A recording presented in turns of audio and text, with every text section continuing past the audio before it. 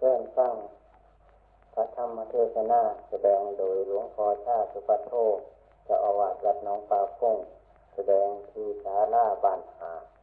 ใกล้ๆพระธรรมแสงเพชรในลำดับต่อไปนะโมตัสสะภะคะวะโตอะระหะโตสัมมาสัมพุทธัสสะนะโมตัสสะภะคะวะโตอะระหะโตสัมมาสัมพุทธัสสะนะโมตัสสะภะคะวะโตอะระหะโตสัมมาสัมพุทธัสสะพุทธังธัมมังสังฆังนะมัสสามิเราจะเป็นงานตามสบายวันนี้เป็นวันแรกเพื่อจะมาได้ก้าวเข้ามาสู่บรรหารเพื่อการจะทำบุญเพื่อมาพบกับญาติโยมทั้งหลายถึงนี่บ้านไต่บ้านไต่บ้านหาดบ้านตะกุงบ้านหัวไร่ทำบักเรือบ้านที่ซื้อเพื่อมีหลายบ้านมาร่วมกันถือเอาโอกาสที่นี่มาพบกับญาติโยมที่อาตมาเป็นพระที่อยู่ต่างถิ่นถึงไหนอยู่ต่างถิ่นก็ตามนะพระก็คือรูปของพ่อของเรากันเองคนมันดีใจฉะนั้นวันนี้เป็นโอกาสที่ดีที่สุดวันหาดมีการกระทำบุญประจำวันประจำปีตามฤดูกาลที่ทำมาในทุกปีการกระทำบุญมีหลายอย่างหลายประการมีมหรสพทุกอย่างที่ทำมาแล้วและปีนี้การกระทำบุญนั้นเพื่อเป็นแบบอย่างของหลักพุทธศาสนาฉะนั้นจึงตัดพวกเครื่องดนตรีเครื่องร้องรำทำเพลงต่างๆออกอันประชาชนทั้งหลายซึ่งเคยทำมาตั้งแต่บรรพบุรุษนั้นพอออกเข้าหรือไม่ออกเข้าบางคนก็อาจจะสงสัยว่าการจะทำบุญนั้นมันอาจสิบ่ดีบ่งามบ่เป็นบุญบ่เป็นกุศลพอว่าเฮาเนี่ยบ่ได้สนุกเฮฮาร่าเริงต่างๆฉะนั้นจะให้ญาติโยมมันพิจารณาการกระทำบุญในบรรหาที่นี้เพื่อเป็นตัวอย่างเป็นแนวรักพุทธศาสนาหนึ่งบ่ให้น้ำงัวน้ำข้วยมาฆ่าสองว่าให้พากันกินเหล้ากินยาการกินเหล้าเมาสุราการน้ำสัตว์ที่มีคุณทั้งหลายงัวข้วยมาฆ่านั่นมันเป็นการกระทำบุญมันเป็นคือบุญนั่นนี่คือมันตัวบุญนั่นมันบ่มีแต่ทายว่าสัตว์ที่งัวที่ข้วยนั่นเท่ากันกับพ่อแม่เฮาก็ได้มันเป็นย่านพาหนะพวกเฮาทั้งหลายก็ถือว่าเอามันมาฆ่ามาเจียงกินนั่นตามต่อใจมันเฮ็ดอย่างไรมันก็ได้สัตว์ทั้งหลายเหล่านี้พอมันเป็นแต่โดยการแต่มันเป็นสัตว์ที่มีคุณในหลักการพุทธศาสนาอันนี้พระพุทธเจ้าท่านสอนว่าคารวะจะวิวาโตจะสันตุติจะกตัญญูตาพระพุทธเจ้าเป็นเหมือนคารวะซึ่งบุคคลที่มีคุณโดยสัตว์ทั้งหลายที่มีคุณอย่างงัวควายเป็นสัตว์ที่มีคุณเยอะหลายมีลูกเข้าแต่ละคนหลานเข้าแต่ละคนญาติพี่น้องเราแต่ละคนทั้งตัวเราเองเป็นต้นก็จะได้เขาเลยน้ำมากินนั่นเนื่องจากงัวควายมันขาดให้ไถหน้าซึ่งจับทั้งหลายเหล่านี้บ่ได้มีหยังกับเฮาเลยถึงเฮ็ดเบื่อก็ไปหากินหญ้าบ่ได้กินข้าวนำเฮาเนี่ยมันดีแสนดีแสนเลิศแสนประเสริฐที่เขามาช่วยลูกช่วยหลานช่วยชีวิตช่วยชาติศาสนาที่เราทั้งหลายเป็นอยู่ จัดทั้งหลายเรานี่เราควรเคารพเราควรบูชาควรยกไว้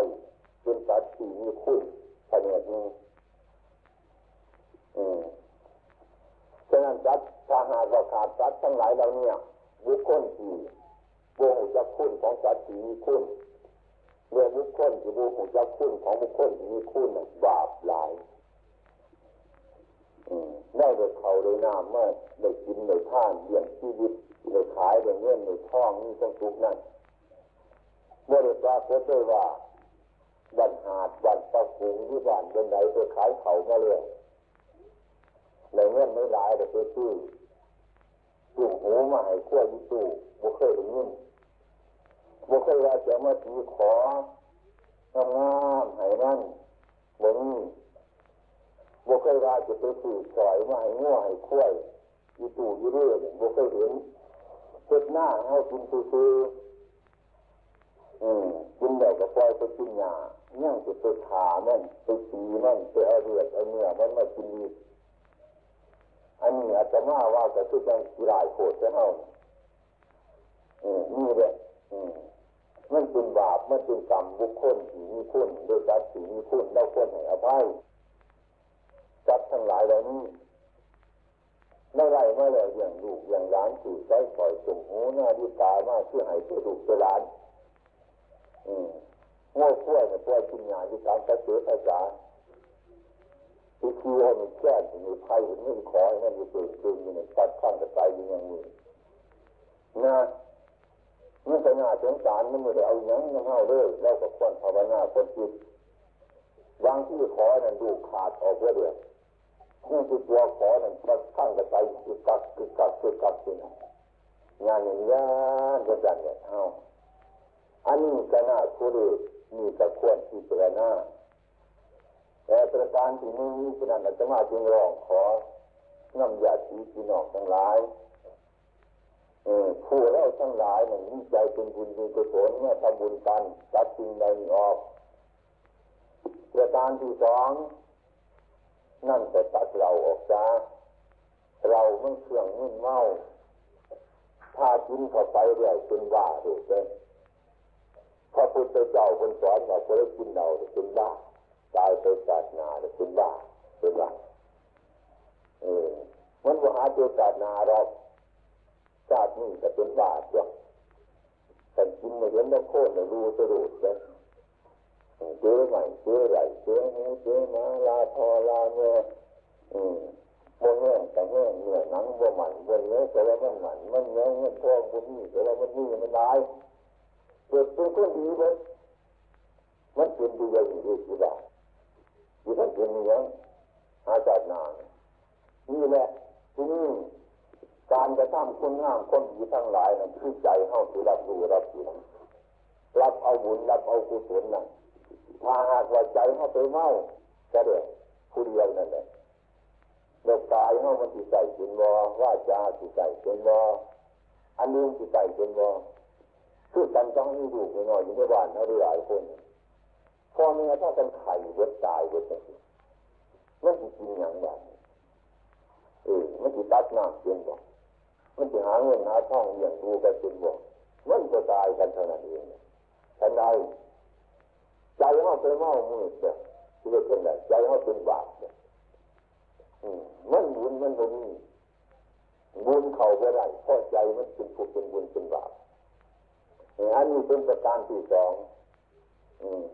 ฉันใดฉะนั้นการจะทำบุญนั่นนี่อาจจะมาจึงร้องขออยู่การเงินเมานั่นไม่เป็นของที่บดีเพราะว่าบุคคลเล่าทั้งหลายนั้นต้องการคุณงามคนดีมีไถ่ทุกคนกระจายอันที่จะให้บุคคลเป็นคนดีได้นั้นนอกจากศีลธรรมนอกจากข้อดีไปเลยวันนี้หาวันใดก็ไม่ได้เราดีได้ทุกคนผู้ดีก็เอาไม่ได้เอาดีก็คนกี่ตัวมึงนี่ถามมาไหนตัวขนาดเจ้าที่นั้นกับตัวขนาดเจ้าขนาดเอาดีนะไม่ได้ฉะนั้นเอาข้อการต้องการคุณงามความดีการจะทำบุญนั่นก็คือการจะทำคุณงามความดีนั่นเองผ พื่อแผ่ความเมตตาอารีให้เป็นประโยชน์เฉพาะตัวเราและประโยชน์เฉพาะบุคคลอื่นที่มีหลักพุทธศาสนานั้นญาติโยมทั้งหลายมีศรัทธาอยู่มีลูกก็บวชลูกมีหลานก็บวชหลานมีอาหารการอยู่การกินก็ให้กินในท่านด้วยศรัทธาคือเชื่อ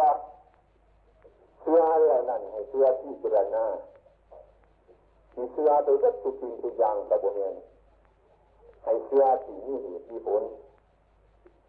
คันบ่มีเหตุมีผลแล้วมันก็เกิดประโยชน์คือกันกับคนบ่ฮู้จักบุญนั่นสิสร้างบุญมันก็บ่ได้บุญพอมันบ่ฮู้จักบุญอันนี้ล่ะเฮาบ่ทันเข้าใจทำบุญอะไรมันถึงจะบาปถึงจะพ้นตัวสารามุกคนโง่เจ้าบุญน่ะจนไปทัวร์นั้นมีประชาชนจริงอันนี้มีท่านอันหนึ่งคนเราที่เล่าให้ฟังนี่บุรุษคนหนึ่งขวบเมื่อเอาเงินเขาไปมาวันหนึ่งจากกรรมฐานเดินไปมันอยู่ฟังน่ะเลยเอื่นไปพอออกมาแบบว่าเมื่อขวบมีว่าแล้วกันเท่านั้นก็สำคัญเลยมึงนี่ขนาดนี้ถึงยังไงหัวใจนะว่าอันนี้จะเป็นคนฉลาดอยู่คนนึงคือกันฉลาดตรงนอกข้างเลยหรอกยังไงเขาเราไปที่ขวบเราหรอกเอาเนื้อมาให้ไปขี้ไปแล้วบ้างได้เอาบุญถามเอาบุญเอายังไงเราก็บอกเอาบุญมันมีบุญได้ที่เอาบุญเราไม่เคยได้ยึดเดียวเลยนี่คือขี้นะเอาบริการเอาบอกกองให้มันก็บอกเอาผ่าให้ก็บอกเอาจะได้บุญมุนีขนาดก็เห็นอยู่อันบุญคนว่าเนี่ยก็เคยได้ยึดเดียวเลยพระเกินปัญญาขู่ด้วยน้ำเมน่ามันยังได้บุญพระเกินปัญญาเลยเงียบหนาตบตาเสียวสีดำเดือดร้อนเอามาหันนี่เนาะมันมีกระโจยบุญแต่ก็อยู่ไม่น้อยก็มีแต่เรื่องระวางเลยเอามาให้ดูไม่ขึ้นหน่อยเดียวกันเนี่ยว่าเขาดีมันมีหน่อยสักบอกบุญเลยคิดดีแล้วเนี่ยเอาให้ไปดีใจเนี่ยผมเนี่ยจงอะไรดีใจมันบุญมันก็เห็นมีหน่อยดำๆก็มีหนังนี่ของคนหมู่เจ้าบุญนี่จะว่าจะไหนไปเจ้าไว้นอนเอาว่างหลังอีกทีตัวไว้หน่อยในมดงามจะเชื่อมาขาไปไล่ไว้ยันจะไปกินวัด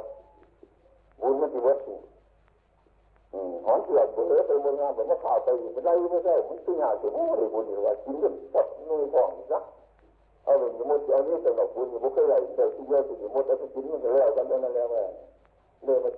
หมดบุญมันที่ขึ้นเป็นหน่วยก้อนสุดละนั่นแล้วเชื่อที่มันจะบุญจริงที่หลังเลยจ้ะเข้าใจว่าจะจัดฉันใดเข้าเป็นลูกพระพุทธเจ้าตัว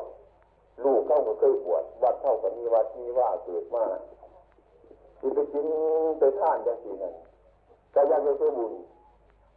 ยักษ์บุญมันเป็นอย่างไรเข้าว่ากันหูจักจะจัดบุญนั่นบุญนั้นมันจะไปเหยียดเยียนเขาไปอิจฉาเขาไปพยาบาทเขาบุญคือคุณงามคนดีใจเขามีเมตตาสงสารกันยังบันหาดบันกุ้งบันทั้งหลายมาร่วมกันมันคือพ่อแม่เดียวกันเนี่ยมันใครก็คือกันเมื่อคืออ้ายคือน้องกันเป็นเพื่อนเกิดคือกันเพื่อนเจอคือกันเพื่อนเจ็บคือกันเพื่อนตายคือกันเข้าเชื่อพระพุทธเจ้าพุทธศาสนาเนี่ยเดี๋ยวเขาจะนับถือมาศาสนาน่ะก็ไม่ออกเขาก็พูดได้ง่ายๆเลยยักษ์นี่คือศาสนาธรรมศาสนาแล้วคนพูดอย่างหนึ่งว่าศาสนานี่นะเป็นศาสนาก็เป็นของผู้นำคนไหนก็นี่เลยบารมีเกิดปัญญาบารมีเหรอวะบารมีน่ะจะต้องเป็นอย่างไรไม่ออกครับแต่เราบุญเนี่ยบุญจ้าจะไปเกิดบารมีตั้งแต่เป็นบุญมงคลบุญผมก็ยังเอาบารมีน้ำข้นเนี่ยเขาจะมาถ่วยจำเกิดว่าเป็นบารมีเป็นแต่เรื่องนี่เราเอาเงาเอาทุนหลายนับถือพระพุทธศาสนาเอาวงจักรแล้วพระพุทธเจ้าสอนให้มีผลบนยังเชื่อโรดเลยเชื่อคือบุรุษขาเมื่ออะไรไม่ได้ เพื่อจะสั่นมันกินสีดำเขาเนี่ยเข้าคือกันนั่นเดียวการจะทำบุญเมื่อไรนะทำเจ็บบาปอยู่เอาสัตว์ทั้งหลายทั้งปวงเนี่ยมันขาดุงกินเหล่าดุงตีกันหัวแตกก็ยังว่าทำบุญอย่างนี้มาทำบุญอย่างนี้มันมีเจตนาไหมที่มีการจะทำบุญบริเป็นอย่างนั้นพระพุทธเจ้าบ้านไหนยังอิจฉากันอยู่ยังพยาบาทกันอยู่ยังรักกันอยู่นั่นยังเบียดเบียนกันอยู่บ้านนั้นมันมีบุญขันคนมีบุญเนี่ยสบายเห็นพ่อคนก็คือพ่อเฮาเห็นแม่คนก็คือแม่เฮาเห็นลูกเห็นหลานคนก็ลูกเฮาหลานเฮาเห็นของคนก็คือของเฮาช่วยกันสามัคคีกันมันคือกันเมื่อทุกสิ่งทุกอย่างพาบ้านใดเมืองใดเป็นอย่างนี้สบายถ้าเราโง่จานี่ว่าตัวจ่าพ่อแม่ลูกเต้าเคารพพ่อเคารพแม่ผัวเมียเคารพกันบ่าวไพราชดรเคารพเจ้าเคารพนายเจ้านายสงเคราะห์ลูกหลานบ่าวไพราชดรเรียบร้อยตั้งป้องกันในทางที่ดีบ้านนั้นมีบุญบ้านนั้นเป็นบุญเป็นกุศลบุญมันเป็นอย่างนั้นผลมันเกิดขึ้นมาจังเป็นบุญบุญนั่นมันบริสุทธิ์ครบตัวทั้งกายทั้งวาจาทั้งใจเข้าในวงจักรวาระพุทธศาสนาเป็นอย่างไรการกระทำนี่เป็นกรรมให้พากันเชื่อผลของกรรมคือการกระทำเฮานั่นเองพวกเจ้าทั้งหลายก็คอยเชื่อกรรมเชื่ออย่างนี้เมื่อถึงพระราชนาใจคือพระพุทธหนึ่งสัตธรรมหนึ่งสัตว์สงฆ์หนึ่งบวกเคยพิจารณาบรรพบุรุษเคยถือมาเคยทำมาแต่กายก็ว่าวันนี้เลยบ้านเฮาทำบุญตามธรรมดาเขานั้นปีหนึ่งทำบุญอย่างนี้เบิกบ้านทำบุญเบิกบ้านยังไงเบิกผีปลาออกจากผีบ้านหาจับป่วยมาเห็ดพุ่งหนางัวหนาข้วยเอาเขาแดงเขารำจำเป็นไฟจงทำบุญเบิกบ้านเบิกผีปลาเอาไปเป็นผีบ้านจังสิจะเบิกผู้ใดนี่ไหนเดียวว่านี่ยังถ้าบุญเบิกบ้านเบิกผีปลานั่นคือเบิกควบตัวออกจากเฮ้านั่นแหละเบิกควบคิดออกจากเฮ้านั่นแหละเบิกควบบุรีออกจากเฮ้านั่นเองอันใดเขาทำควบตัวทั้งกายทำควบตัวทั้งวาจาทำควบตัวทั้งใจมันมีแล้วคอยพยายามอันใดมันเป็นโทษพูดอันใดมันเป็นโทษทำอย่างใดเป็นโทษ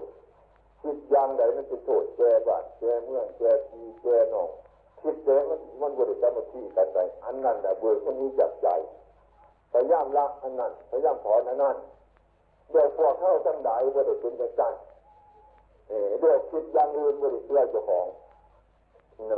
บริสุทธิ์การเจ็บไข้ไหลอุ่นการบริสุทธิ์สบายอันนี้อันนั้นไปโทษไปอย่างอื่นเชื่ออย่างอื่นเชื่อผีเชื่อเทวดาเชื่อพูดผีปีศาจเชื่อวันหันวันนี้เชื่อพระเจ้าเนี่ยเชื่อตาใจนอกเชื่อมือวันทัญญามือนั่นดีมือนั่นบดีเดือนนั่นดีเดือนนั่นบดีเป็นอะไรเป็นเชื่อของอย่างนั้นฉะนั้นเฮาทั้งหลายได้ไปสุดตัวจะจริงดังนั้นว่าจริงเท่านั้นว่าเป็นเหตุให้เป็นเหตุให้เป็นได้ให้เกิดให้คลายให้บริดีนี่แห้งเป็นนี่เป็นนั่นเป็นได้ถ้าบุพกันหุ่นจักความจริงพระพุทธเจ้าเป็นวัยสอนทั้งหลายเรานั่นเรามือว่านตั้งย่ามนั่นบอกมันดีอยู่ทุกมือนั่นละมือดีก็ดีอยู่มือเงินก็ดีขนาดดีเลยขนาดตัวดีเนี่ยมือดีอยู่มือเล็กมือดีมันมือดีกินน้ำเข้ามันเป็นน้ำมือนะวันพุธวันจันทร์วันข้านวันพุธวันพฤหัสวันศุกร์วันเสาร์มันดีอยู่ทุกมือวันนั้นมันดีบุรีมันเป็นอย่างนั้นคือการสับถวยใจแจงนะคือการสับถวยใจแจงที่ว่าเท่านั้นเนี่ยถวยนั้นมันบ่งจักห่อนเดี๋ยวบ่งจักเข้มเดี๋ยวบ่งจักยางถวยนั้นมันเป็นของรับแจงไม่ซื่อๆเนี่ยใช้หูจักคนผู้ไปกินแจงหูจักห่อน หูจักเข้มหูจักจางหูจักแสบโบแสบเป็นคนหูจักถวยหูจักอย่างนั้นมือวันท่านย่ามปีเดือนที่เดือนก็ถวยย่ามมันมือกับมือย่ามมันเจียงกับเจียงอยู่ยันดีใหญ่ของมันว่าเป็นว่ามือนั่นมันดีมือนั่นมันบุญว่าแม่นมันเป็นน้ำเมาข้ามกันด่ามันบุญตัวว่ามือบุญตัวว่าวันบุญนี่แหละคนบนเรือเจ้าของคนบนที่หน้าเจ้าของความเป็นจริงนั่นพระพุทธเจ้าเล่าทั้งดีเลยดีเล่าทั้งตัวเลยตัวจะได้เป็นว่าว่าเป็นน้ำมันทั้งดีมือนี่ว่านี่มันจะบุญให้นั่นมือได้บุญทั้งดีมันก็บุญมือได้มันดีที่เป็นทั้งเดียวมันก็บุญแต่นี้เป็นที่จะสั่นไม่ได้มันอยู่ที่ตัวของเจ้าของฉะนั้นข้าวทั้งหลายนั่นเป็นตัวให้พระการพยายามละถอนสิ่งเหล่านี้ออกจากใจของเจ้าของคันท่อนมีอย่างคือการที่พูดอย่างที่คิดคนบนนอคิดบ้านคิดเมืองบนนอมันเบียดเบียนเขาบนนอแล้วก็มันเป็นประโยชน์แก่เราบนนอแล้วมันเป็นโทษแก่บ้านแก่เมืองแก่ชีแก่นอกบนนอให้พิจารณาการที่หน้าจะที่เรียกว่าการภาวนานะถ้ายึดคนเล่าทั้งหลายมาที่หน้ายึดจริงทั้งหลายเราเนี่ยโทษบุญอยู่หรอกว่าเมื่อเราได้อยู่เย็นเป็นสุขพอเมียผัวเมียครอบครัวเดียวกันแต่อยู่เย็นเป็นสุขลูกเจ้าจะจนจะสอนง่ายนี่ขนาดโดยเฉพาะการนกทั้งหลายเหล่านั้นให้พระการนี้พ้องคารพหรือคารวะในหลักพุทธศาสนารักที่เขาเกิดมาหรือเป็นมาหนียากหรือลำบากการเทศนาว่ากล่าวนั่นก็คือการสันใดอย่างสามารถที่จะฟังนี่ละนั่งคนที่ว่าคนได้ฟังเทศได้นี่เป็นคนบอกอยู่โบอยู่ปฏิวัติได้นี่ยังกระจางกับการฟังเทศนั่นคือได้พบเข้าใจกระจางนั่นอีกละเทศเนี่ยจะเป็นประโยชน์ประโยชน์เขาดูอย่างไงเรื่องเดียวเขาจะมีบาปเป็นไหมมีเขาร้องบอกมีเขาห้องบอกเป็นงูถึงใจให้ติดหุ่นเป็นบอกเรื่องถึงบาปเดี๋ยวนี้มันทางมาถึงบาปอันนี้คือมาหอมเรื่องบาปเสียเด็กเขาก็ถือคือผู้บาหน่อยผู้บาใหญ่เสียเด็กผู้บาใหญ่ก็ไม่เสียที่มีมุดแดงนี่ว่าพวกเขาก็ถูกยาเงี้ยนั่งกันกับเขาอยู่ส่วนพวกนี้จัดเกิดเป็นเจ้าวิบากผู้เกิดกับผู้เกิดต้นตายผู้สร้างตนผู้เกิดเหี่ยงมันต้นเป็นวิบากสร้างกันผู้เกิดกับผู้วิบากผู้สร้างกับสร้างวิบากมันยังเป็นวิบากไม่ได้จะเถียงเลยเรื่องนี้วิบากผู้สร้างกับผู้เรื่องก็เป็นได้นั้นในผู้เกิดกับผู้สร้างกับใจจะไม่ได้อาจจะวิบากเขามันคิดมันจะยังไม่มีวิบากเป็นอะไรเงินก็เป็นไหมมันยังแต่ว่าเวลาต้องเอาเงินที่ตีเลยอยู่มันยังแต่ว่าเนี่ยอันนี้มันยังไม่มีเหตุผลอันนั้นต้องพูดเรื่องให้เข้าใจรู้เรื่องการสังเกตมันยังเราตั้งเรื่องมันติดตัวบุญโลกมันติดตัวกุศลโลกเท่านั้นนะที่การต้องเกิดวิบากที่เกิดวิบากนั่นแหละเพื่อแต่ว่าหายวิบากถ้าไม่เข้าใจ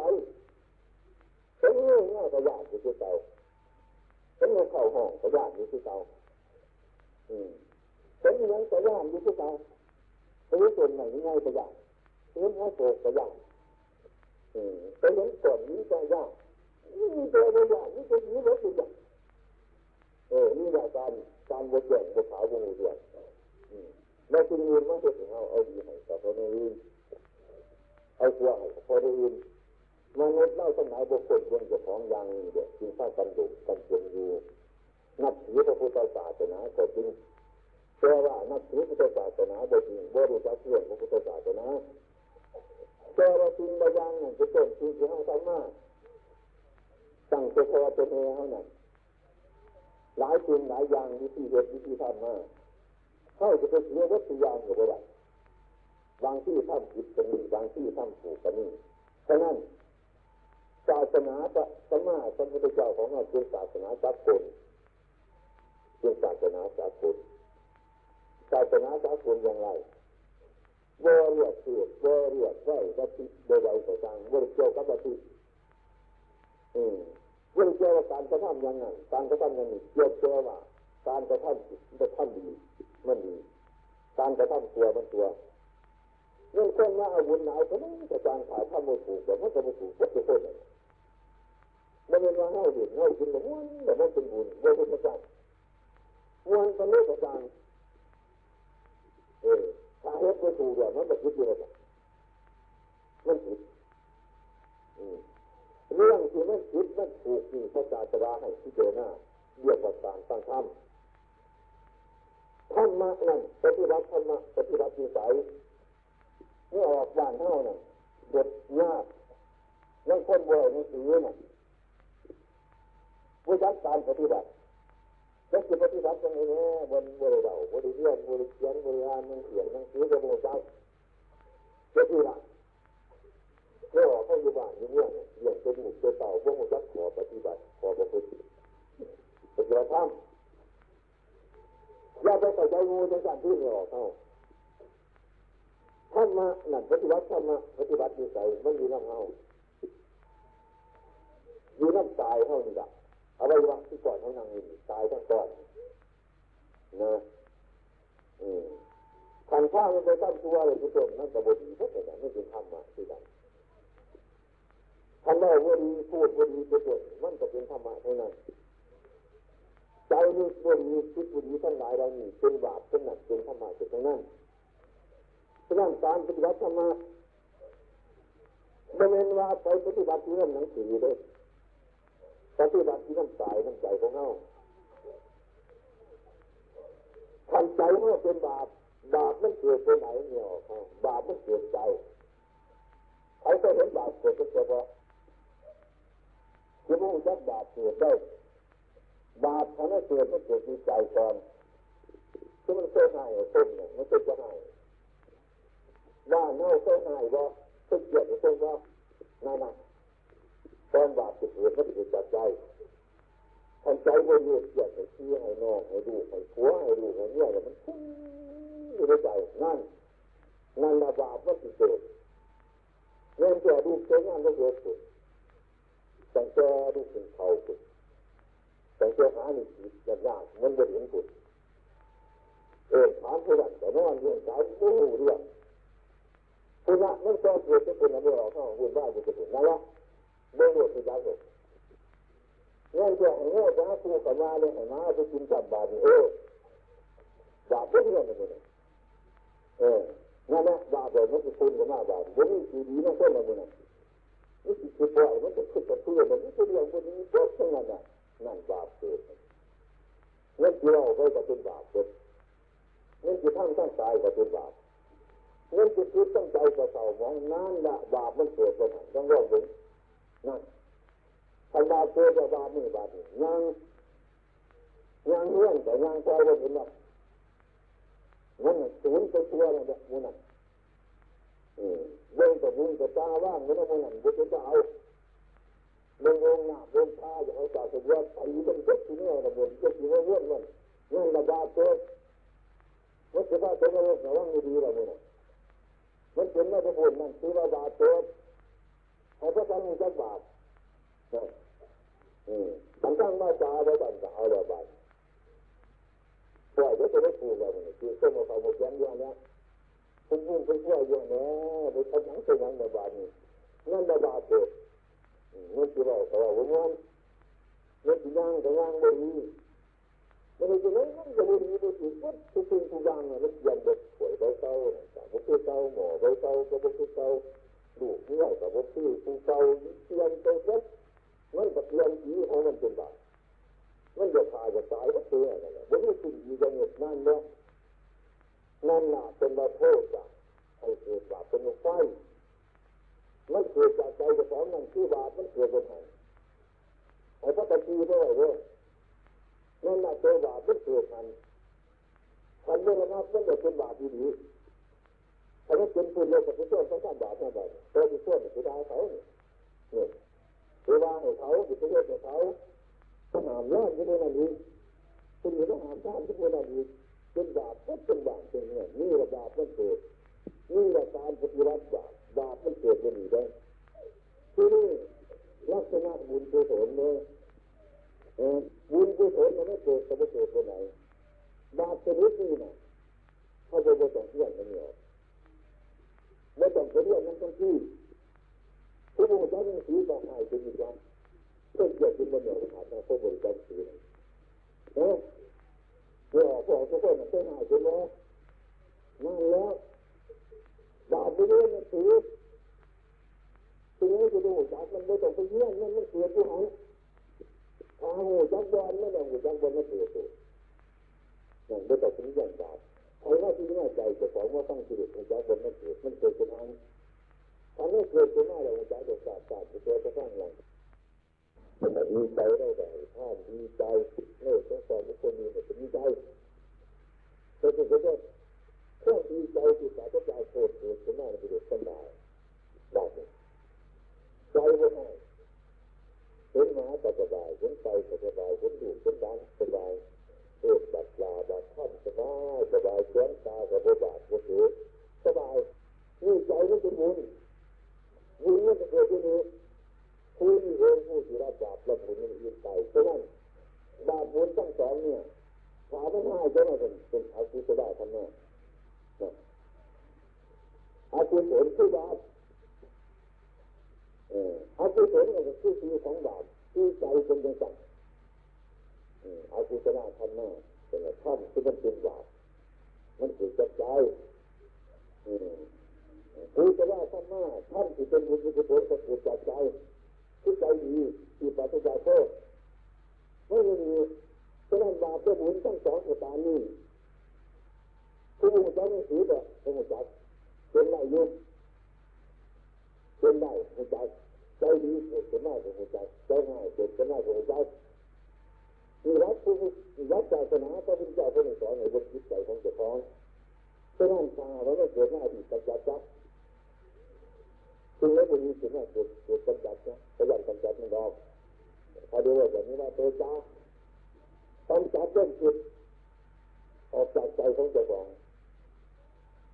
นั่นเป็นคำสอนของศาสนาซึ่งเจ้าของเงาถ้าเราทั้งหลายมาพิจารณาอยู่ในสิ่งทั้งหลายใดนี้ที่ใส่ว่าจ่าของเงาก็ไม่ออกเท่านั้นท่านบุญจะต้องมีเจ้าบุญท่านบาปจะต้องมีเจ้าบาปที่ถ้าต้องมีเจ้าผิดจะต้องมีเจ้าผิดผ่านถ้ากันใจใจเนี่ยพวกบาปเชื่อมาทั้งหลายเป็นต้นจะอาศัยเจ้าของว่าอาศัยนี่อาศัยนั่นว่าอาศัยสีอาศัยเดียนว่าอาศัยพวกผู้ที่ปีศาจซึ่งกระราอะไรที่อาศัยซึ่งนั่นต้องดีสุดกับเจ้าของเราต้องดีมันไม่ดีเราต้องตัวไม่ได้ตัวนอกจากเข้าด้วยเป็นต้นที่ขั้นตัวบ่ได้ที่ขั้นดีบ่ได้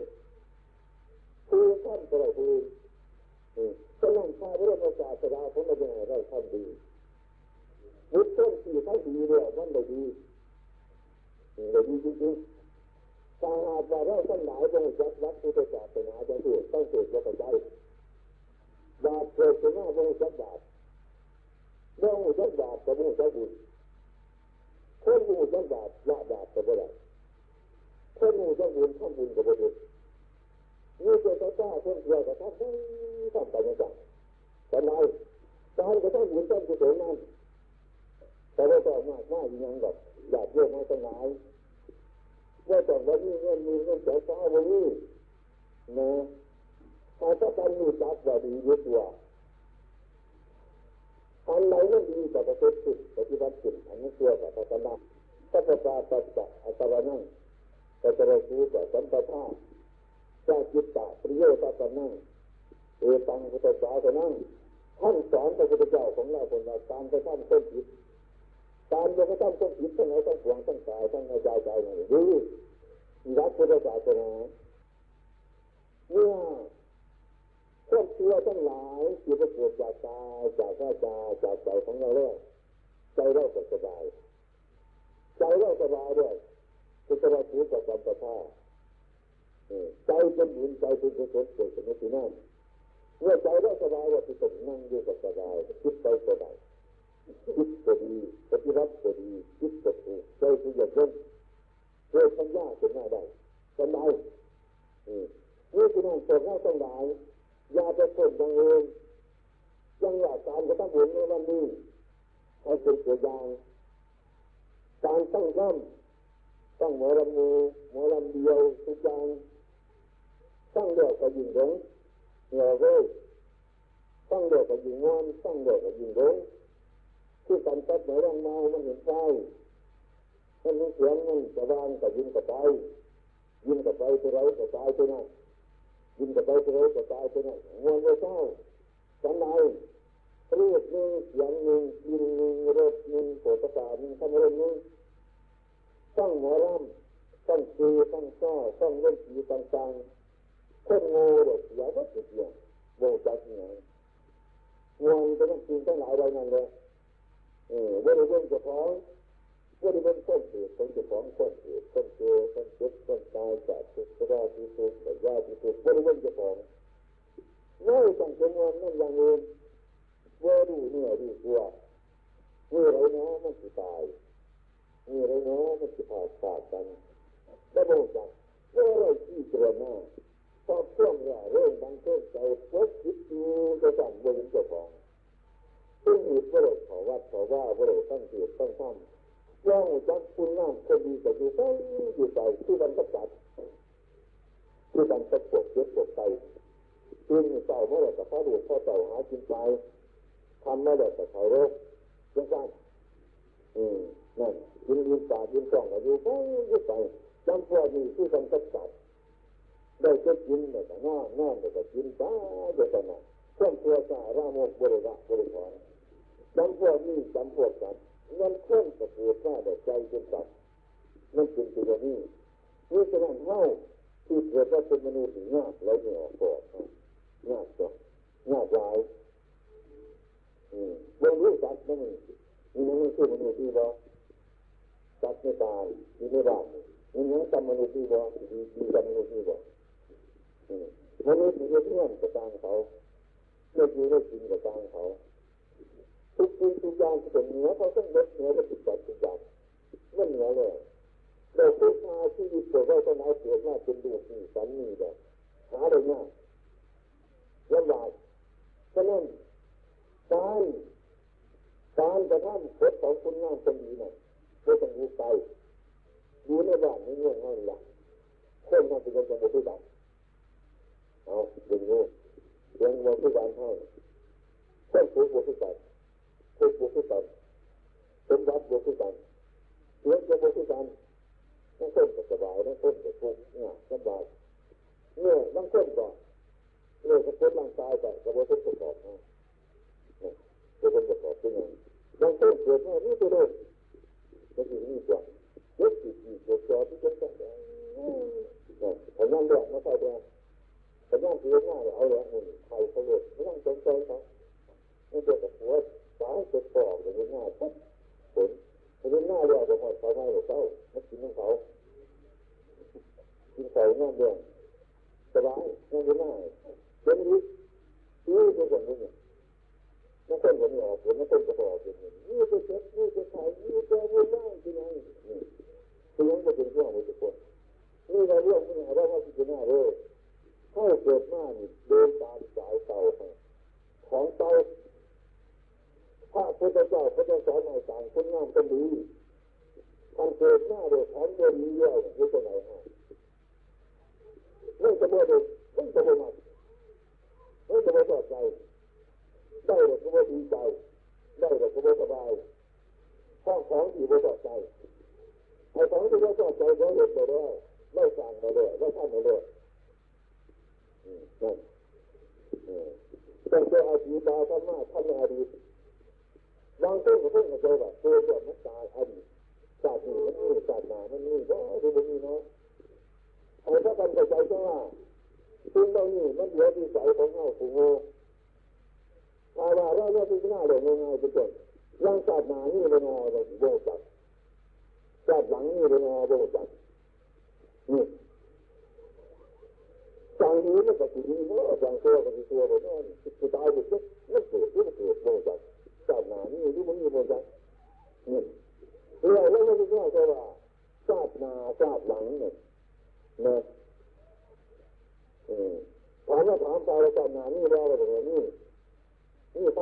เนี่ยบ่อยถ้าจะพาไปไม่ได้จะหาต้นเชื่อไม่ได้แล้วที่ถามย้อนขึ้นมาชาตินานมือนี่ว่ามือนี่ไม่ยุ่งเขาที่นั่งตั้งผิดแต่มือนี่ว่าติดต่อเป็นไม่ได้ก็ต้องต่อว่ามือยืนตรงนี้แล้วนี่ที่ว่าเราไปยังไงว่ามือยืน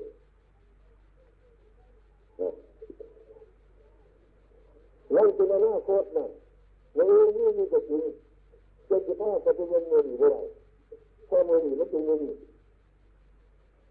ถ้าได้เพื่อนมือนี่จะเป็นผู้ต่อพาไปยังมือยืนไม่เกิดขึ้นมายังชาติจะได้เกิดที่นี่นั่นก็เป็นชาติมาเห็นไหมยังมือนี่ล่ะถ้าเราจะบอกว่ามือเป็นมือถ้าเราว่ามือนี่แบบมือนี่ยาวๆไปว่ารู้ว่าเป็นมือนี่เข้าใจครับมันจะบอกว่าไม่เชื่อนี่ถ้าเราจะว่ามือเป็นมือนี่นะถ้าเราว่ามือนี่ว่าดีมือจะโตเลยมือมันก็เป็นมือนี่ถ้าเราเกิดหน้าได้กูเกิดหน้าจะโตศาสตร์ศาสตร์มันที่นี่เราเกิดหน้าศาสตร์เยอะเนี่ยตัวว่าจะแบบนี้นี่อยากให้เพื่อนวิจัยเพื่อนที่น่าเพื่อนตั้งสมาตั้งเมื่อไรที่เราเป็นเหตุผลนั่นคันไม่ต้องดีต้องใช้ได้ดีบัด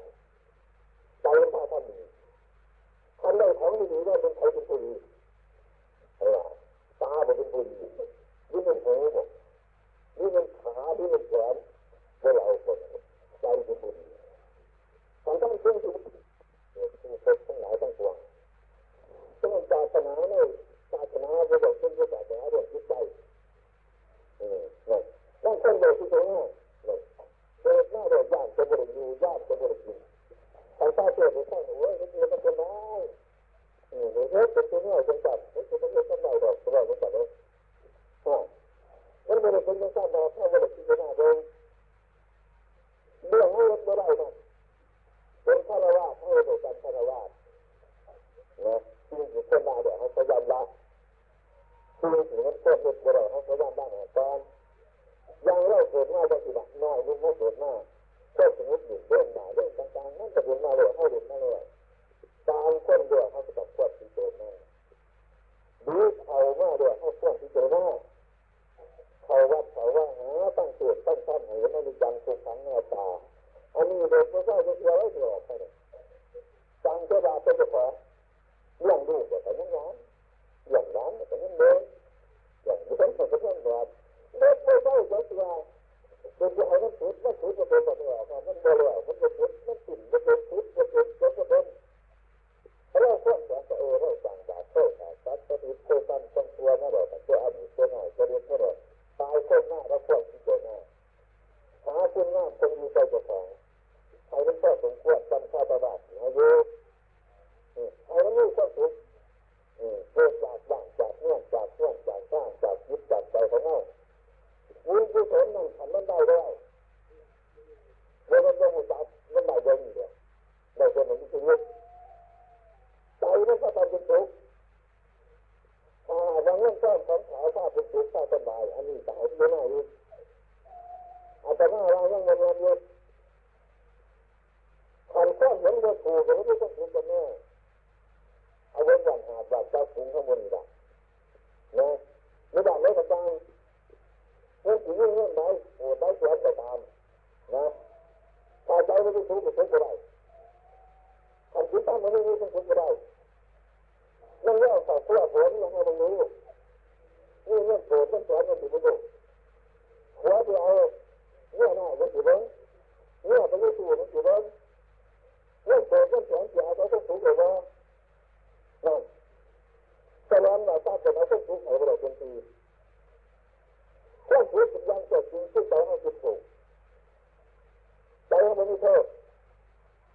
ใจไม่ต้องคิดแต่มันเป็นทุกข์ทุกข์จริงฉะนั้นยังเลยต่อตามเรื่องนี้หูดีตาดีแขนดีขาดีอวัยวะดีทั้งหลายคิดดีจะดีคือเป็นไม่ได้มีทุกคนทั้งอริยผู้ทราบไม่อาริยทรัพย์ผู้ทำตายผู้สั่งมาด้วยแจ้งมาด้วยแจ้งปวดว่าสมัยเพื่อนนั่นนี่จะนั่นนี่ถึงไม่ได้ถ้าเพื่อนหลงมันง่ายผมคิดได้ จะหน้าขอยกตัวอย่างอันนึงให้เข้าใจเลยง่ายๆนะคือแบบง่วงง่ายละแบบง่วงง่ายละถ้าเราเอาเนี่ยมันกินแล้วง่ายแบบง่วงแบบนี้แบบง่วงเนี่ยมันกินแล้วอยู่นั่นแล้วไปพาบนเสียงต้นของง่วงก็ไม่หันว่าเสียงใบของง่วงก็ไม่หันว่าเสียงดอกของง่วงก็ไม่หันว่าเสียงงาของง่วงก็ไม่หันว่านี่เจอนี่จะไม่ได้ของง่วงนี่เดียวเป็นธรรมชาติที่ละเอียดเท่านั้นทีนี้เมื่อหากเราเอาไปฝังไว้ในดินให้หน้ามันตายเลยเนื้อของง่วงไม่มีสามารถเกิดต้นขึ้นมาเกิดต้นของง่วงเดี๋ยวก็นี่ต้นด้วยเดี๋ยวก็นี่งาด้วยเดี๋ยวก็นี่ใบด้วยนี่ดอกด้วยนี่เนื้อของง่วงอยู่ที่ใดตัวเนื้อมันเป็นเนื้อที่หนึ่งที่หนึ่งมันเป็นแบบนี้ถึงมันนี่คือเขาจะเห็นอะไรพอสิ่งทั้งหลายได้เลยนาฬิกาทั้งหลายที่ตั้งไม่เป็นอีกต่างยังเล่าเกิดมาไม่ง่ายเขาจะมาจับผมแล้วมันจะดีแบบนี้หน่อยคุณมันมีตัวเจ้าไหวมันจะมีเจ้าไหวมันจะไปยังไงนะมันไม่รู้จักตรงนั้นที่มันจะไม่ถึงวันนั้นถ้าเราไม่รู้ที่นั่นก็ง่ายถึงหน้าง่ายถึงหน้าง่ายถึงหน้าจะเริ่มถึงหน้าร่างกายก็ง่ายถึงหน้าตาง่ายถึงหัวถึงตาแต่ถ้าไม่มาต้องเกิดต้องเจอถึงหน้าผู้ที่ไม่ดีต้องมีจะเกิดเป็นยังไงต้องคิดจะเกิดเป็นยังไงต้องกระดาษทุกอย่างเกิดขึ้นจากเรื่องอะไรที่นั่นเลยทีเดียวแต่ยังไงมันไม่หมดไม่ยืนไม่ตาบอดมันไม่อยู่ก็ต้องเกิดมาผู้ดีจะมีไปผู้ตัวกับตัวไปลักษณะอาการต่ำให้ต่างกันเป็นสิ่งนั้นดีกันบ้างที่เราจะไม่ห่วงใช่เราไม่ห่วงจับตาไม่ใจเราจับจับเป็นห่วงเป็นจริงคนดูคิดว่าเป็นเดือดเป็นห่วงอยู่เป็นเดือดเป็นปวดนั่นเดือดเป็นงานั่นเดือดเป็นจริงนั่นเดือดเป็นใบนั่นเดือดเป็นใส่ใจเป็นมาเดือดเป็นห่วงทั้งตัวเดินนับว่ามาหนึ่งเดือดเป็นห่วงทั้งตัวเดินนับไม่เป็นยุทธ์ที่บางงานเรื่องนี้น่าจะเป็นน่าจะเป็นเดือดทั้งตัวมันจะเกิดน่าจะไม่ถึงห่วงนั่นเองขันใดเครื่องน้ำเครื่องดื่มที่เป็นสายของสัตว์มันฝังในใจมันกินอย่างนั้นเข้าสามารถถือว่าเห็นไม่ได้ขันใดวุ้นผู้สนผู้ฝังมันฝังในจิตใจกันเมื่อมันเป็นมากเลยเกิดเป็นมากคนมีเป็นคนคิดเป็น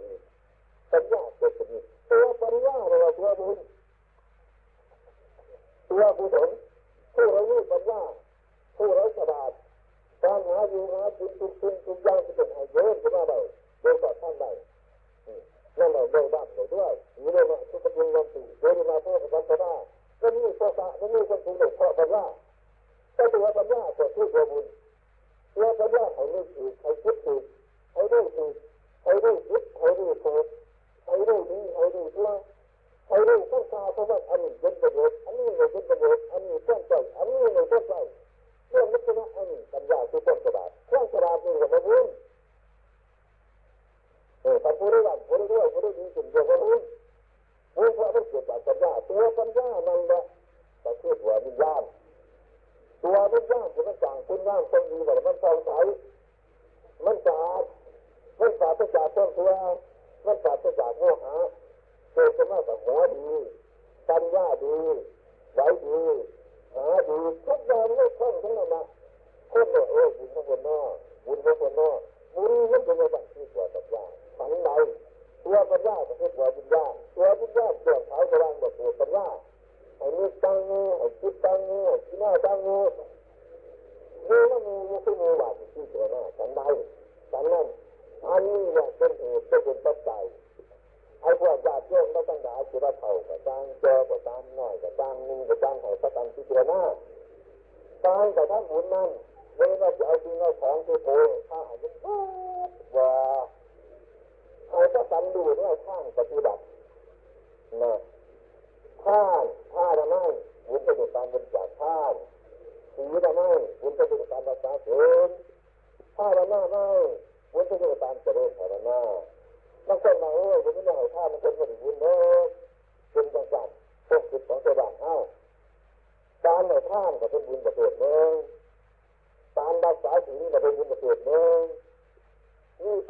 ที่หน้าปฏิบัติเสร็จเลยข้าวหน้าเนี่ยนะแล้วมันไม่อย่างละต้นตัวอันไหนมันบดีก็ง่ายพยายามละอันนั้นมันเป็นบาปเป็นกรรมบดีเขาพยายามละออกเพิ่มกับเป็นบุญละออกมันไม่ละต้นตัวมันเลยต้นบาปแต่ต้นดีแต่ไม่เพื่อนเลยที่ตันต้นหนามมันหยอกตีนเท่าพาว่าพาเราเขาเจ็บยังไงพาอะไรที่ตรงนี้เลยสบายเขาได้เลยว่าห้องน้ำมันหลอดชั้นใดต้นตัวอย่างตั้งได้ใช้จริงกับที่การไม่ทำผิดทันคนเราไม่มีความผิดมันสบายสบายไปเลยสบายมันสบายเขาไม่มีความผิดคนหมดความผิดคือคนมีผิดนั่นอันนี้จะเป็นบุญเอ้าชั้นใดชั้นนั้นอันนี้เรียกให้เป็นญาติเป็นโยมกับเป็นปฏิบัติการบวชหรือการบวชนั่นมันเป็นบุญมันอยู่น้ำบวชน้ำบวชคือการกระตุ้นบวชจะไว้มันมาหอนแบบมันบวชมันจะหอนบวชจะตั้งต้นยึดมันบวชยึดตัวคนบวชมันยึดมันบวชจะเป็นบุญบวชมันบวชจะบุญง่ายอันบวชจะมาบุญบุญหนึ่งบุญอยู่น้ำบวชน้ำบวชนี่เราคือเจ้าคือละก็ออกด้วยเข้าไปบ้านอันไหนบุญต้นทำของเราเต้าจังอันนั้นก็ได้บุญมันเต้าบาปเต้าคนตัวนั่นฉะนั้นบางคนก็บอกว่าเราบริบทเป็นภาพเป็นเจ้ามันไปบ่ได้หรอกว่าเราเป็นอย่างนั้นเลยครอบครัวในบ้านคารวะทำนี่พวกเราต้องหาอยู่ร่วมกันถ้าเราสิ่งพ่อแม่ดูเต่าเราบ้านหยาดที่พี่น้องสมาชิกบัวรักบัวจบบุษาพยาบาทแบบนี้มันเป็นสิ่งนั้นเลยนี่ก็คือว่ามันเป็นตั้งนี่ก็คือแก้วมันมีก็คือแก้วตั้งตาต่างคนว่าคนดีมันนี่เพราะไม่ได้บอกว่าที่พวกเราทั้งหลายเนี่ยเขาได้ว่าเป็นบวชเป็นแบบไม่ได้ถือเป็นบุญไอ้บวชอาบาปมันก็บุญอยู่อย่างเดียวทันใดใครพระตาจีน่านั่นเราพระตาหาตัวหาเต้าพระไปเยี่ยมมิตรบาทว่าตาบาทเนี่ยตาเขาได้กินในท่านเป็นในท่าแล้วไหมการมีเจ้าบาทในท่านเนี่ยนี่ไอ้พระตาในท่านเพื่อท่านหน่อยเพื่อท่านนึงเพื่อท่านนึงคือท่านต้องนอกคือท่านต้องในจะว่าจะมาว่าเนี่ยบุญจะพาอะไรง่ายๆพอที่เราเข้าเนี่ยยังที่เราจะไม่ได้ปฏิบัติทุกวันมีอาหารการตัดแต่ไปตามตำราของเราเนี่ยให้ยึดเป็นบุญแต่พยายามละคนตัวไปนั่นอันนี้ก็เป็นบุญเลิศอันนี้ก็เป็นบุญประเสริฐร้ายก็ไม่ใช่ว่านี่บุญแต่ว่าช่องตัวอันไหนที่บุญมีของเราอันนี้อันนี้เกิดจากมันเกิดวนบางเงื่อนเขาวัสบายพี่น้องวัสบายอย่างที่พี่น้องวัสบายอยู่ในงานปันก็จะถูกเนี่ยวัสบายถูกตัววัสบายให้ละอันนั้นให้ถอนอันนั้นออกนั่นแต่ว่ามันจะดีต้องตัวนี้ต้องมีเป็นสมาต้องวันนี้ต้องยืนเป็นสมาในที่นั้นมันจะสบายจังดูเต่าล้านน่าสวยมากถ้ามันหัดตาหัดบ่ายหัดรถถ้าเจ้าถ้าต้นให้ข้ารถคารวะคารวะจ่ายมีว่าตัวบ้าต่างสายวัดสายว่าแต่ที่ต่างแห่งนี้ต่างคารวะคารวะขอบที่ยักษ์จะถือเป็นต้นคารวะแต่ตรงนี้ล่ะพระเจดีย์ให้พระนี่ให้ไว้ตายพระเจ้าพระสงฆ์ให้ตั้งต้นคารวะให้ไว้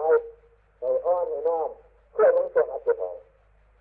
ฮัดใจฮัดตายฮัดเจ้าของฮัดถูกฮัดเต่าหลานทั้งหลายพาเป็นผีเป็นท่านเป็นทั้งหลายนัดนี่ออกก่อนนี่เป็นยังไงจะไม่สบายความสบายเนี่ยคนน่ะบางคนสบายกินท่านมาแล้วว่าเป็นยังไงเนี่ยคนท่านยังจะทำท่านจะได้ของคนนั้นจะทำให้ตัวอย่างคนนั้นจะเอาอยู่ว่ามันจะเป็นระบาดของเขาเนี่ยถ้าทราบต้นอย่างต้นกลัวเนี่ยกินท่านมันนี่จะน้อยๆนั่นนั่นจึงบุคคลไม่เกินกันเลยถ้าต้องการจะจ่ายสินท่านเล็กถึงว่าเนี่ยง่ายซึ่งอย่างนี้มันอยู่ดีเลยพออย่างมันสบายเลยพวกกลัวพวกจริงพวกอายกันที่ถ้าเราไม่ได้สินไม่ได้ท่านมันจะเป็นบ้านเรื่องให้เดือดร้อนขึ้นไปขึ้นเร็ววัดตรงนั้นนั่นพระพุทธเจ้าตรัสว่าสีเดนาสุปฏิยังสีเดนาโพธิปัสสะให้ทั้งหลายประกันมีศีลมีธรรมจะไปนับถือในเรื่องต้องให้นั่นจะไปนับถืออย่างอื่นจะไปนับถือผู้ชี้ปีศาจอันนั้นนี่จะไปถืออันนั้นก็ได้ให้ผลก็ได้ให้ผลอยู่ก็ได้ผลเงินอาตมาก็เห็นแบบนั่นเดินหาตาของเขาอย่างผู้ตาเดี๋ยวกันบาดข้าดูข้าเลี้ยงน่ะอยู่ข้าล้านมาเลี้ยงน่าเสียเลยนะบาดให้ตาฝนก็ไม่ตาโจ๊กให้ ถ้าตันยืนยันเป็นทุกข์จะได้ถึงใจทั้งใจที่อย่างนี้นี่มันเป็นอย่างไรมันเป็นคนมันเป็นตาเป็นผลเราถ้าเราไปบวชไปบานกันทั้งเกิดเป็นใจกำลังสะบัดนั่นเรื่องอันดังออกจากพระพุทธศาสนาคนไม่รักพุทธศาสนาเพื่อที่จะทางอย่างฉันใดฉันนั้นแต่ว่ามันใจยังอยู่ในนั่นท่านสอนไม่ออกเกี่ยวกับจิตตาไม่ใจด้านหนึ่งนี่ก็จำไว้เด็กเอออภิตาเนี่ยนั่นเป็นอะไรถ้ามันเป็นอย่างเป็นอยู่ทั้งนั้นเนี่ยถ้าตัวเราเป็นคนเป็นตัวเราเป็นตัวเราเป็นตัวพุทธาเนี่ยอันนี้พุทธาอยู่เนี่ยแบบเฮ้ยพุทธจริงแต่ว่าถ้าจะไปอยู่คนมาสำหรับตัวง่ายแต่ตัวง่ายเกิดเยอะตัวเราเป็นพุทธาเป็นคนหนึ่งเป็นมันเป็นตัวเราเป็นตัวอยู่เป็นเวลาเป็นตัวอยู่มันตีหลายตัวหน้าเราอยู่คนมันก็ตัวง่ายเกิดอยู่ตัวถ้าอย่างนี้ที่อยู่ว่าที่อย่างนี้ว่าต้องตัวผู้ยิ่งใหญ่นั่นไม่ใช่อันนี้นั่นไม่ใช่อันนี้นั่นคือเราบอกคนเราจริงๆแต่จะพูดภาษาพูดจังหวะตรงนี้ภาษาที่เราไม่ใช่จะพูดที่บ้านนั่นเรื่องภาษาเรียนตัวแต่เราต้องเป็นจังหวะใจสมาธิเพื่อจะขอในหน้าตาสอนญาติโยมอะไรนี้ช่วยโยมมาได้ใจที่ดีนั่นแหละแต่พยายามนะก็จะได้ผลดีที่บ้านให้พยายามให้รู้ว่าจะพอนั่นคือพยายามที่ไม่น่าใจเขาไม่กินไม่พยายามตาปวดก็กินยาที่เราฟังบันไดอันนี้เราก็ออกเข้าที่ยึดของญาติโยมเขาต้องไหนมนุษย์ต้องไหนเกิดมาบนนั้นของที่เราถือว่าอันนี้หน้าเฮ้าอันนี้บ้านเฮ้าอันนี้เนื้อเฮ้าอันนี้กล้วยเฮ้าอันนี้เป็นบัตรเฮ้าอันนี้ตีเฮ้าอันนี้เฮ้าวัดซึ่งเหล่านี้นั่นเป็นของสมุดเป็นของอยู่ในโลกเช็ดเยอะไปอยู่ในโลกเอาไปนั่นไม่ได้ทิ้งไปในโลกเอาไปนั่นไม่ได้แล้วบางคนที่สั่งบาปสั่งกรรมสั่งก้นตัวจ่าร่ามุกก็จะพุกจะตายไปให้วิญญาณได้สมองจะเกิดเป็นพระพุทธฐานจะเกิดเป็นสัตว์นรกจะเกิดถึงแล้วบางคนเป็นผู้กระทำถ้าขึ้นได้นี่เอาไปไม่ได้แล้วนี่จะมีคนก็ยังสั่งตัวก็ดีอันนี้ต่างงานนี่วันหยุดวันโตวันหยุดวันโต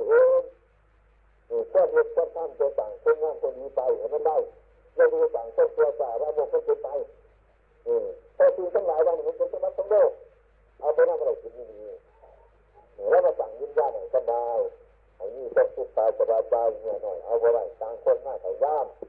ต่างคนทำอะไรเมื่อเท่าเมื่อเจอเมื่อไรเอาประกันพยามเอาประกันภาวนาเพื่อให้เงินเบิ้งให้คิดเบิ้งให้คิดหน้าเบิ้งเห็นมันคิดแบบว่าถ้าหนึ่งว่าบาปมันเป็นบุญ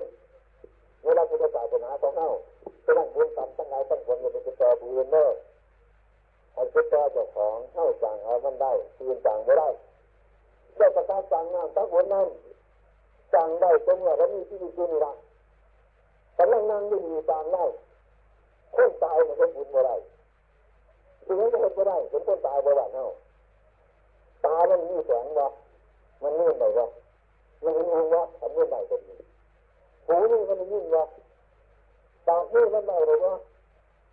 ขานี่มันยังเป็นวะนี่มันจับเป็นวะปากนี่เกี่ยวอาหารเป็นวะการจะทำอะไรเลยมันเห็นแบบมึงเดี๋ยวญาติ